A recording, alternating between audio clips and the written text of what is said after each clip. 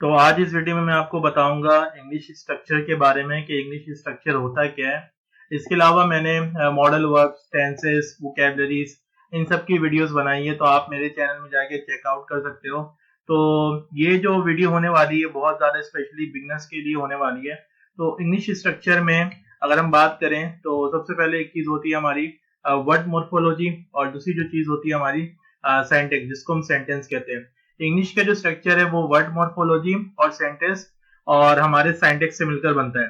तो word morphology होता है क्या है, तो पहले मैं आपको ये समझाता हूँ। जैसे आपने एक वर्ड सुना है वॉकिंग, इसी तरीके से अगर मैं वॉकिंग के बारे में बोलूँ तो वॉक हमारा एक वर्ड होता है, ठीक है। अगर इसमें मैं आईएनजी ऐड कर दूं तो ये क्या बन जाता है, वॉकिंग। तो ये होता है वर्ड मोर्फोलॉजी। तो वर्ड मोर्फोलॉजी जो है आपका क्या होता है, तो वो वर्ड्स पे आपका स्ट्रक्चर बनाता है। मिसाल के तौर पर मैं अगर आपको और बताऊं, जैसे गो होता है हमारे पास एक वर्ड, ठीक है। अगर मैं उस पर ई एस ऐड कर दूं तो क्या ऐड हो जा रहा है हमारा उसमें, उसको हम बोल देते हैं गोस, ठीक है। तो कोई भी न्यू वर्ड हम प्रोड्यूस कर रहे हैं तो उसको हम क्या कहते हैं, वर्ड मॉर्फोलॉजी। इसी तरीके से गोइंग है, तो यहाँ पर जो है हम गो है, तो गो से हम और भी वर्ड बना सकते हैं। जैसे आई एन जी अगर लगा देते तो इसको हम क्या बोलेंगे, गोइंग। अगर ई एस लगा देते तो क्या हो जा रहा है, गोस हो जा रहा है। इसी तरीके से जी ओ के साथ अगर हम डी लगाएं तो गॉड हो जा रहा है। तो अगर कोई न्यू वर्ड बना रहे तो हम वर्ड मॉर्फोलॉजी होता है। इसी तरीके से एक वर्ड हमारे पास है स्काई एप्लीकेशन। तो इसी तरीके से आपने ये सुना होगा, अगर स्काई एप्लीकेशन को मिला दें तो स्काइप होता है, ठीक है। तो अब ये वर्ड मॉर्फोलॉजी होता है। दूसरा सेंटेंस होता है। सेंटेंस के अंदर क्या होता है, हमारा लेटर्स होते हैं। लेटर्स से क्या होता है, हमारे वर्ड्स बनते हैं। जैसे कुछ आप वर्ड्स अपनी स्क्रीन में देख सकते हैं, एट द स्कूल, इसी तरीके से, ठीक है। तो ये क्या होता है, सेंटेंस पे फोकस करते हैं। एक तो हम क्या बात करते हैं, वर्ड मॉर्फोलॉजी, जिसपे हम वर्ड पे फोकस यानी वर्ड के स्ट्रक्चर पे फोकस करते हैं। दूसरा क्या होता है, सेंटेंस, सेंटेंस के स्ट्रक्चर पे फोकस करते हैं। स्ट्रक्चर का मतलब क्या होता है, स्ट्रक्चर का मतलब ये होता है कि कोई भी चीज है हमारे पास, ठीक है। जैसे हमारा घर है तो उसमें हम क्या करते हैं, एक स्ट्रक्चर के तौर पर हम अपना सारा काम करते हैं, ठीक है। अगर हमारे घर का स्ट्रक्चर नहीं होगा तो हमारा घर नहीं बन सकता। इसी तरीके से अगर इंग्लिश में अगर हमें स्ट्रक्चर के बारे में नहीं पता तो हम इंग्लिश के जो बेसिक्स होते हैं वो नहीं समझ पाएंगे। तो यहाँ पर अगर आप देखें तो कितने वर्ड्स आपके पास आ गए, यहाँ पर टोटल 6 वर्ड्स आ गए। तो इसको हम क्या कहते हैं, अगर यही वर्ड्स मिल जाए तो यही सेंटेंस बनाते हैं, क्लाउज बनाते हैं, फिर फ्रेज बनाते हैं। अब आगे बढ़ते हैं तो यहाँ पर आप देख सकते हैं कि इंग्लिश स्ट्रक्चर जो है वो किन चीजों पर मिलकर बनता है, ठीक है। यानी आपको ये चीजें आ गई। यानी पहला जो चीज आपका होता है नाउन, आपने ये सुना होगा। दूसरा जो होता है प्रोनाउन, फिर उसके बाद वर्ब, फिर उसके बाद जो है एडजेक्टिव, फिर उसके बाद एडवर्ब, फिर उसके बाद लिंकिंग वर्ड्स। लिंकिंग वर्ड जो आपका यहाँ पर कंजक्शन भी बोलते हैं और इंटरजेक्शन भी बोलते हैं। तो नेक्स्ट वीडियो जो मेरी होगी मैं उसके बारे में आपको लिंकिंग वर्ड्स के बारे में बताऊंगा।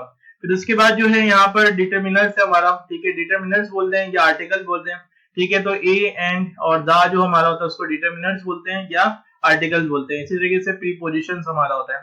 तो ये जो 8 चीजें हैं इससे मिलकर क्या बनता है, एक हमारा इंग्लिश का एक स्ट्रक्चर या इंग्लिश का एक सेंटेंस हमारा बनता है, ठीक है। अगर आपको ये सही से समझ में आ गया तो आप इंग्लिश के कुछ भी, जैसे ईमेल हो गया, आपका लेटर हो गया, एप्लीकेशन हो गया, आप कुछ भी इजिली लिख सकते हो। आगे बढ़ते हैं तो अब मैं कुछ आपको एक चीज बताने वाला हूँ जिसको बोलते हैं एसवीओ, ठीक है। बेसिक जो चीज है आपकी, अगर कोई भी सेंटेंस आप बनाते हो तो उस पर आपको पता होना चाहिए कि एस का मतलब सब्जेक्ट हो गया, बी का मतलब वर्ब हो गया, ओ का मतलब ऑब्जेक्ट हो गया। अगर मैं बोलता हूँ जैसे मिसाल के तौर पर आई ड्रिंक वाटर, ठीक है। तो आई क्या हो गया आपका सब्जेक्ट है, ड्रिंक क्या हो गया वर्ब हो गया, वर्ब का मतलब कोई भी एक्शन, ऑब्जेक्ट क्या हो गया आपका यहाँ पर वाटर। तो ये सेंटेंस क्या हो गया, हमेशा हमारा जो सब्जेक्ट होता है वो शुरू में आता है, ऑब्जेक्ट क्या होता है वो लास्ट में आता है, वर्ब हमेशा बीच में आता है। अगर यही आप बोल दो आई वाटर ड्रिंक, ठीक है, तो ये आपको समझ में तो आ रहा है, मगर ये ग्रामर के तरीके से ये क्या हो गया, गलत हो गया, रॉन्ग हो गया। सब्जेक्ट क्या होता है, जो करता है, जो काम करता है, ठीक है, उसको हम सब्जेक्ट बोलते हैं। वर्ब जिसको जो भी एक्शंस हमारे होते हैं उसको वर्ब बोलते हैं। ऑब्जेक्ट जिसके ऊपर काम होता है, ठीक है। तो आपको ये एसवीओ याद रखना है कि सब्जेक्ट वर्ब ऑब्जेक्ट होता है। अब उसके बाद आगे बढ़ते हैं। आप अपने स्क्रीन में एक सेंटेंस दे सकते हैं, तो वो क्या है हमारा, Ali nicely made an excellent cake for his friend but his friend did not like it.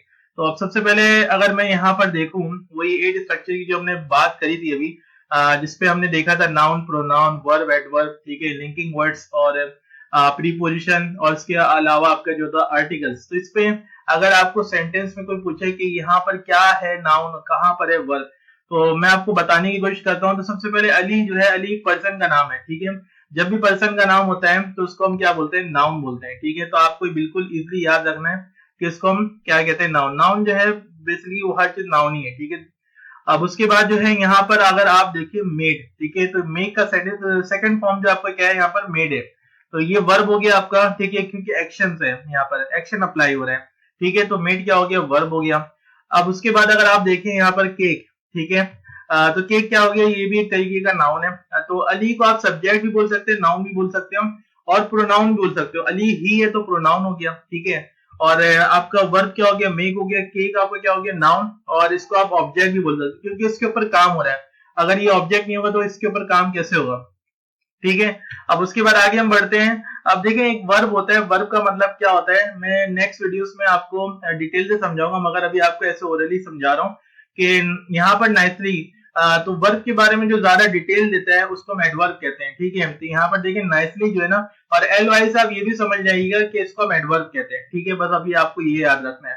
और उसके बाद यहाँ पर आप आर्टिकल भी देख सकते हैं कि एन आ रहा है यहाँ पर। अब एन कैसे आ रहा है, क्यों आ रहा है, वो मैं आपको नेक्स्ट वीडियो में बताऊंगा। तो ये आर्टिकल्स हो गया हमारा। और उसके बाद जो है एक्सलेंट जो है आपका, यहाँ पर एक केक है। अब केक बहुत तरीके के बन सकते हैं, एक्सलेंट बन सकता है, कोई बहुत खराब बना सकता है, कोई बहुत अच्छा बना सकता है। तो केक की खासियत जब हम बताते हैं तो वो हमारा क्या हो जाता है, एडजेक्टिव हो गया। अब उसके बाद जो है हम यहाँ पर बात करें, अगर हम सेंटेंस को जोड़ लें, एक सेंटेंस आपका, Ali nicely made an excellent cake for his friend, तो ये एक वन सेंटेंस हुआ। अब उसके बाद बट, तो बट क्या कर दिया इसने, लिंकिंग कर दिया, यानी ये कंजक्शन हो गया, मिल गया वर्ड, यानी जो आपके दो सेंटेंस तो एक सेंटेंस हो गया। तो बट क्या हो गया आपका, ये लिंकिंग हो गया, यानी आपका कंजक्शन हो गया। अब उसके बाद जो है यहाँ पर आप हीज देख सकते हैं।